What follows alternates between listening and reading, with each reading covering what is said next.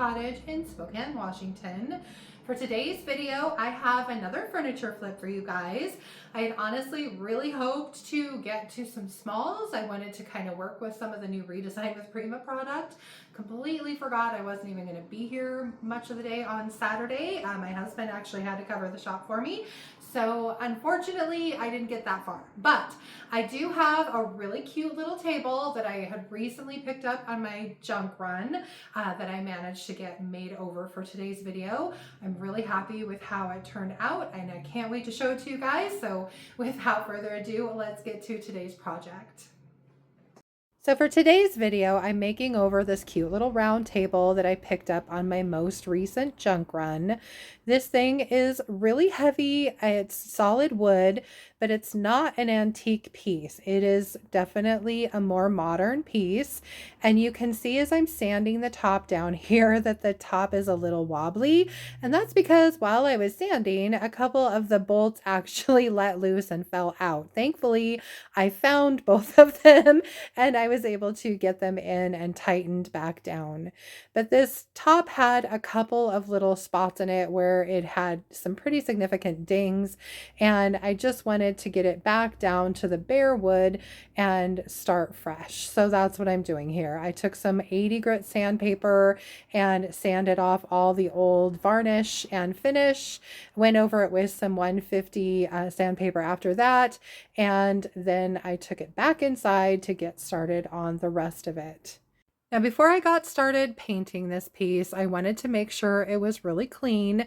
So I grabbed my crud cutter and sprayed it down really well, wiped all of that back, and then went over it a second time with some clean water just to make sure that I didn't leave any residue from that crud cutter behind. It's kind of funny because when I bought this piece, I knew exactly what I wanted to do with it as soon as I saw it. So I got started with some Sweet Pickins Milk Paint. This color is called Bluebird. And if you've never used milk paint before, it is a great paint. I absolutely love the finish that it gives to furniture pieces. However, there is a product that you need to use if you're going over a slick surface and you don't want any chipping or crackling, called Extra Bond. And so I did use the recommended amount of Extra Bond in the paint so that I didn't get any chippiness or any crackling in this paint. I wanted just one good solid color. I did end up going over it 3 times with the milk paint. This is the second coat and you can see how much better it looks just with 2 coats. And I just knew I wanted to do a little bit of sanding just to make sure that there weren't any chunks or rough patches left over. So I did go over it a 3rd time because I really didn't want any distressing on this piece. I just wanted a nice solid coat of that beautiful blue color. Once I had finished painting my piece with 3 coats of the milk paint and it had dried thoroughly, I took some 220 grit sandpaper and just very carefully went over all the flat surfaces just to make sure that there weren't any chunks left behind from the milk paint and that everything was nice and smooth before I moved on to my next step. Once I'd finished the sanding process, I did grab a damp shop towel and made sure to wipe any of that sanding dust off, just making sure I had a nice clean surface. Now, I don't know if you guys have ever watched a YouTube creator called Katja. I watch her every once in a while, and I absolutely love what she does with furniture. She uses paint and a lot of metallic finishes, predominantly gold. And I knew when I saw this piece that I wanted to give this kind of a Katja style finish. So I grabbed this transfer set by Redesign with Prima. This is called Dainty Blooms, and it's just a bunch of wispy gold florals that are just really beautiful and elegant, and I thought would be perfect to go around the base of this table. So I cut out my first one, applied it where I wanted it, and then just slowly, meticulously rubbed over the transfer with that transfer stick, pulling up the vellum as I went along until it was completely adhered to my piece. Then I just continued cutting out pieces of the same transfer set and using them to fill in any voids all around the base of this piece.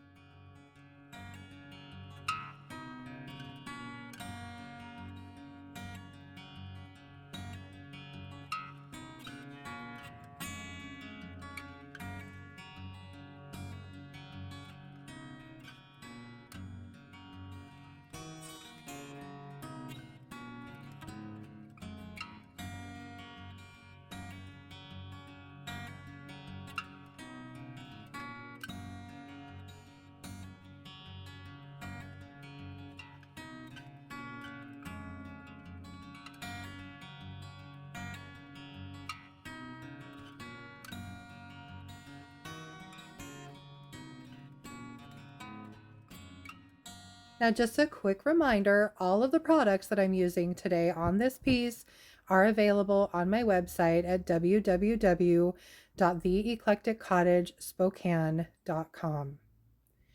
Next up, it was time to seal my piece, and I am using Sweet Pickins dark oil wax for that.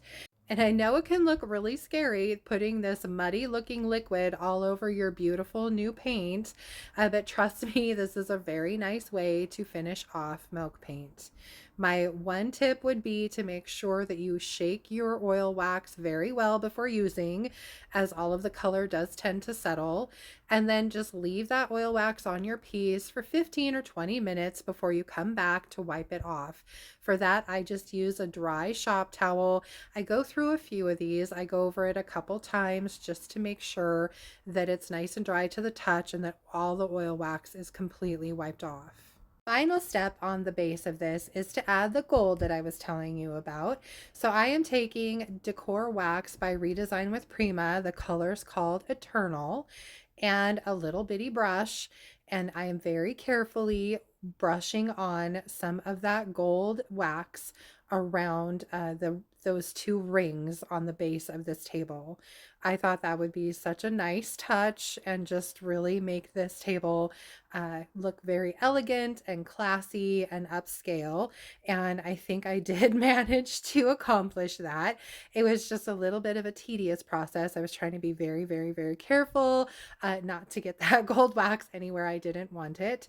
And the great thing about the gilding waxes and these type of decor waxes are they are a finishing wax, so you don't actually need to seal over them. I finished by applying some of that same decor wax to the 4 little plaques that went around the top of the table. And then I was pretty much finished with the painting portion of this table. What you won't see is that I did flip this upside down. I cleaned up the base of the legs, painted those, and also painted some of the bottom of the table just so it looked nice and clean and pretty in case anybody ever had to tighten those bolts up ever again. Lastly, it was time to stain the top, and for that I'm using an oil-based stain by Minwax called Dark Walnut. It wasn't my first choice, but when I opened my cupboard, I realized it was either this or a very blonde stain that I had, which I didn't think would work at all. So I went with the darker color, and I actually really love how it came out. And I ended up going over this with 2 coats of the stain and letting it just dry on the surface rather than trying to wipe it back. I will let this dry for probably 4 or 5 days before I go over it with a sealer. I will probably be using General Finishes Semi-Gloss to finish, but I absolutely love the look of this table, and I hope I did Katja proud.